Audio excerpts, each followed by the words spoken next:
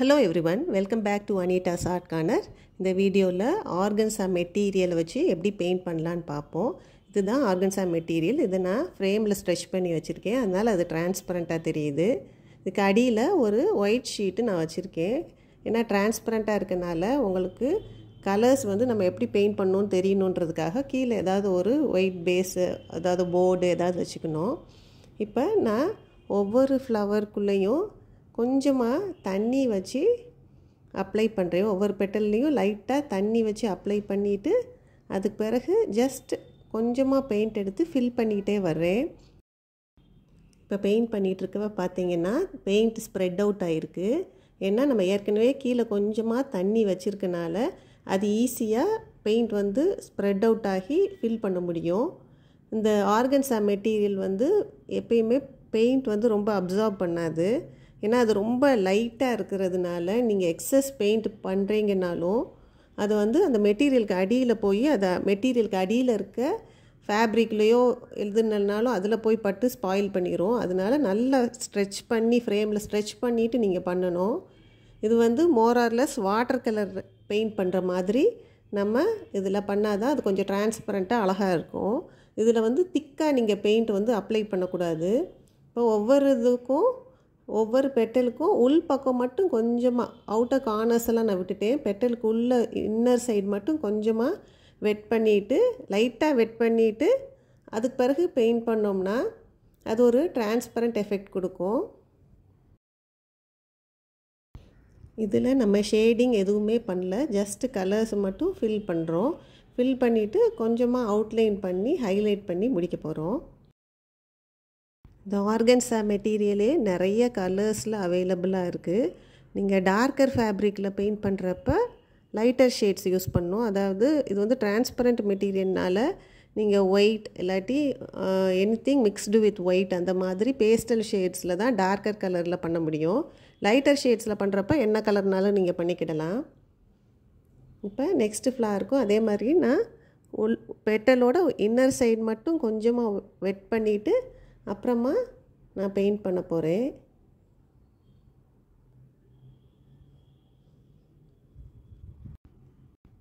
நீங்கள் பெட்டலில் வெட் பண்ணிவிட்டு பெயிண்ட் பண்ணலேன்னா கொஞ்சமாக நீங்கள் அக்ரிலிக் கலர்ஸை ஒரு பேலட்டில் எடுத்துகிட்டு கொஞ்சமாக டைல்யூட் பண்ணிவிட்டு டைரெக்டாக அப்படி கூட பெட்டலில் அப்ளை பண்ணலாம். எப்படி பண்ணாலும் அந்த பெயிண்ட் ரொம்ப திக்காக இருக்கக்கூடாது கன்சிஸ்டன்சியில், அதுதான் வேணும் நமக்கு. இந்த ஆர்கன்ஸா மெட்டீரியலே நிறைய திக்னஸில் வருது.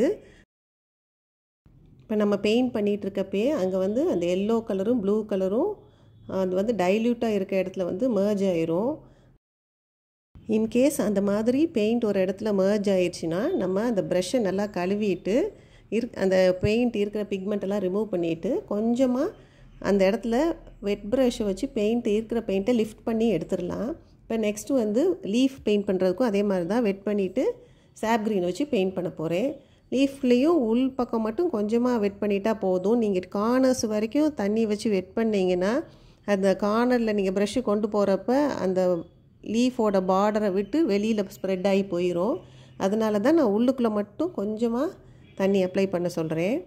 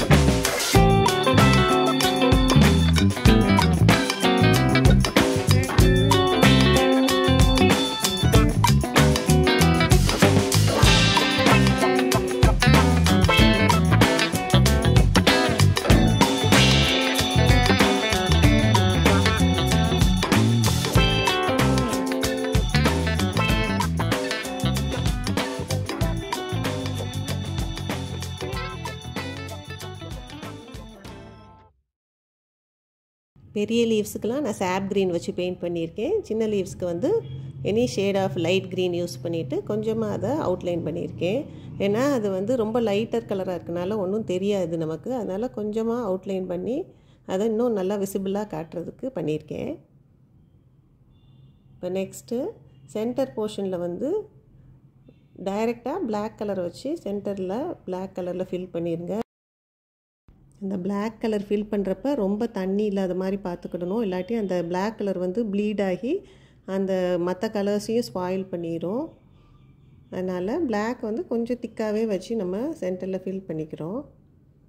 இப்போ நெக்ஸ்ட்டு இதுக்கு எல்லாமே கொஞ்சமாக அவுட்லைன் பண்ண போகிறோம். இதுக்கு வந்து நான் ஃபெவிக்ரில் 3D அவுட்லைனர் வச்சுருக்கேன். சென்டரில் வந்து கொஞ்சம் டாட்ஸ் மாதிரி வச்சுட்டு அது வந்து பிளாக்கில் வைக்கிறப்ப நல்லா ப்ராமினெண்ட்டாக தெரியும். கோல்டு கலர்லேனா சில்வர் கலர், ஒயிட் எதுனாலும் வச்சுக்கலாம். அவுட்லைனர் வச்சு நம்ம அந்த ஃபேப்ரிக் கலரை பொறுத்து நம்ம மாற்றி போட்டுக்கிடலாம். இது எல்லாமே இப்போ அவுட்லைன் பண்ணுறேன். லைட்டாக வந்து நம்ம ரெகுலராக அப்படி பண்ணணும்னு இல்லை, கொஞ்சமாக நம்ம ஒரு அப்ஸ்ட்ராக்டாக கூட நம்ம அவுட்லைன் பண்ணலாம்.